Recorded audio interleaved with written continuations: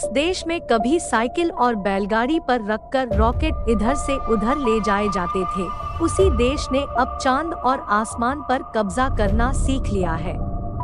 अंतरिक्ष की दुनिया में भारत एक बार फिर इतिहास रचने के मुहाने पर खड़ा है।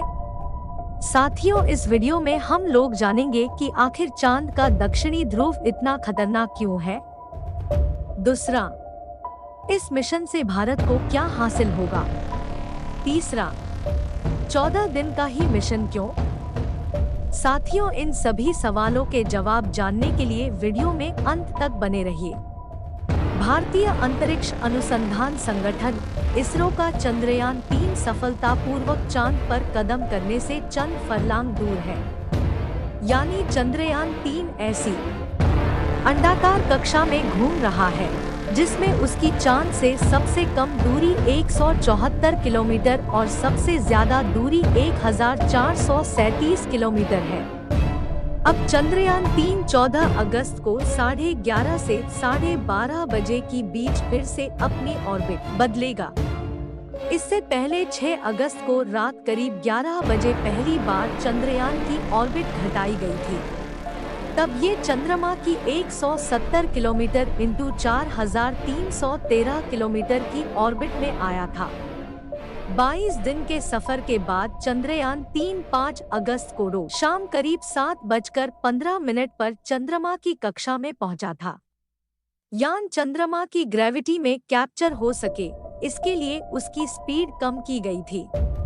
स्पीड कम करने के लिए इसरो वैज्ञानिकों ने यान के फेस को पलटकर थ्रस्टर 1835 सेकेंड यानी करीब आधे घंटे के लिए फायर किए। चंद्रयान ने जब चंद्रमा की इस ऑर्बिट में प्रवेश किया था तो उसके ऑनबोर्ड कैमरों ने चांद की तस्वीरें कैप्चर की थी। इसरो ने ये भी बताया था कि चंद्रयान 3 सफलतापूर्वक चंद्रमा की कक्षा में स्थापित हो गया है।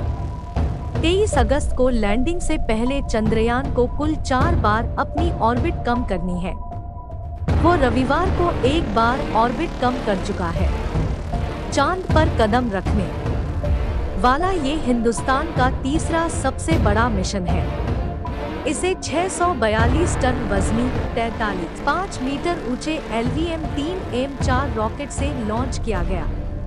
यह देश का सबसे ताकतवर बाहुबली रॉकेट है। अगर दक्षिणी ध्रुव पर लैंडर की सॉफ्ट लैंडिंग होती है तो भारत दक्षिणी ध्रुव पर पहुंचने वाला विश्व का पहला देश बन जाएगा। वास्तव में ये भारत के लिए एक ऐतिहासिक समय है। इसके स्थापित होने के बाद भारत को विश्व बिरादरी में अलग पहचान तो मिलेगी ही, साथ ही चांद हमें पृथ्वी के क्रमिक विकास और सौर मंडल के पर्यावरण की अविश्वसनीय जानकारियां दे सकता है। वैसे तो कुछ परिपक्व मॉडल मौजूद हैं, लेकिन चंद्रमा की उत्पत्ति के बारे में और अधिक स्पष्टीकरण की आवश्यकता है। चांद की सतह को व्यापक बनाकर इसकी संरचना में बदलाव का अध्ययन करने में मदद मिलेगी। चंद्रमा की उत्पत्ति और विकास के बारे में भी कई महत्वपूर्ण सूचनाएं जुटाई जा सकेंगी। वहां पानी होने के सबूत तो चंद्रयान 1 ने खोज लिए थे और चंद्रयान 2 से वहां की सतह की मैपिंग हो गई थी, लेकिन चंद्रयान 3 से वहां पर मौजूद जरूरी मिनरल्स का पता लगाया जा सकेगा। चंद्रयान 3 का लैंडर जहां उतरेगा उसी जगह पर यह जांचेगा कि चंद्रमा पर भूकंप आते हैं या नहीं। चंद्रयान 3 चांद के दक्षिणी ध्रुव क्षेत्र में उतरेगा जहां अभी तक कोई देश नहीं पहुंचा है। इसका मकसद चंद्रमा की जानकारी जुटाना है, ऐसी खोज करना जिनसे भारत के साथ ही पूरी मानवता को फायदा होगा।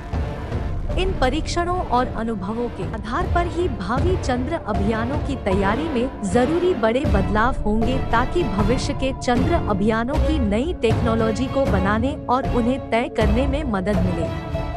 अब इंतजार केवल उस दिन का है जब चंद्रयान 3 चांद के दक्षिणी ध्रुव पर उतरेगा और पूरी दुनिया में भारत की तकनीकी दक्षता का डंका बजेगा। अब हम जानेंगे कि आखिर चांद का दक्षिणी ध्रुव इतना खतरनाक क्यों है। सबसे पहले हम बात करते हैं वहां के तापमान के बारे में।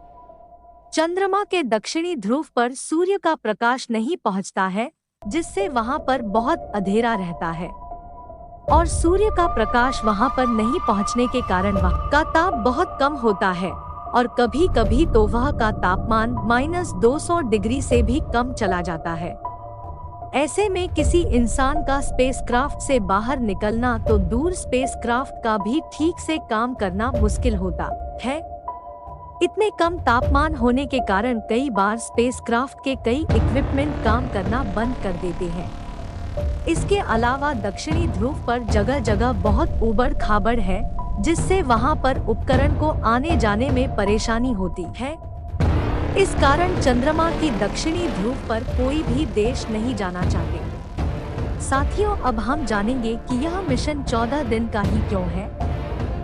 साथियों, हम आपको बता दें कि चंद्रमा पर 14 दिन तक रात और 14 दिन तक उजाला रहता है। जब यहाँ रात होती है तो तापमान 100 डिग्री सेल्सियस से भी कम हो जाता है। चंद्रयान के लैंडर और रोवर अपने सोलर पैनल से पावर जनरेशन करेंगे, इसलिए वो 14 दिन तो पावर जनरेट कर लेंगे, लेकिन रात होने पर पावर जनरेशन प्रोसेस रुक जाएगी। पावर जनरेशन नहीं होगा तो इलेक्ट्रॉनिक्स भयंकर ठंड को झेल नहीं पाएंगे और खराब हो जाएंगे। साथियों, ऐसी ही वीडियो और देखने के लिए वीडियो को लाइक करें और चैनल को सब्सक्राइब करके बेल आइकॉन को ऑल पर सेट करें।